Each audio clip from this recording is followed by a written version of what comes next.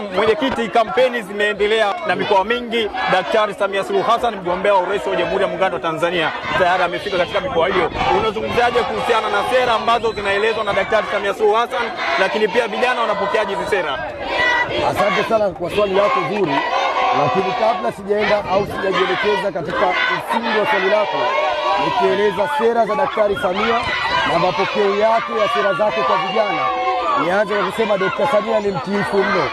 Na Dr. Samia ni kiongozi anayetamani kuona anakwenda kuongoza taifa la Tanzania na anakwenda kuongoza Tanzania, na nayasema haya ama nayazungumza hayo kwa sababu ya nia yake ya dhati ya kuhakikisha anafika kila mkoa kwa wilaya ambazo alizompangia kwenda kuwaomba Watanzania kumchagua katika uchaguzi wa tarehe 29 mwaka huu 2025. Hii niseme ni utiifu wa hali ya juu kuwafikia wapiga kura na kuwaomba kura ama ridhaa ya kwamba waende wakatuchagua. Lakini cha pili ni kirudi kwenye swali lako la msingi katika namna ambavyo sera zake anazozitoa na namna Watanzania wakiwemo vijana wanavyozipokea.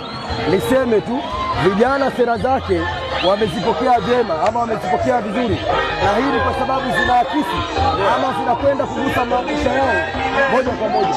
Kwa hiyo vijana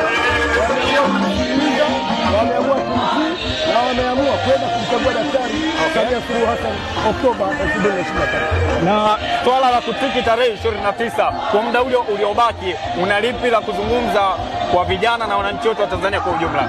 Swala la kutiki kwa vijana tayari limeshamaliza, maana vijana mimi binafsi wamenipa maelekezo kuhakikisha kwamba tunakwenda natoka nitoke tukatiki.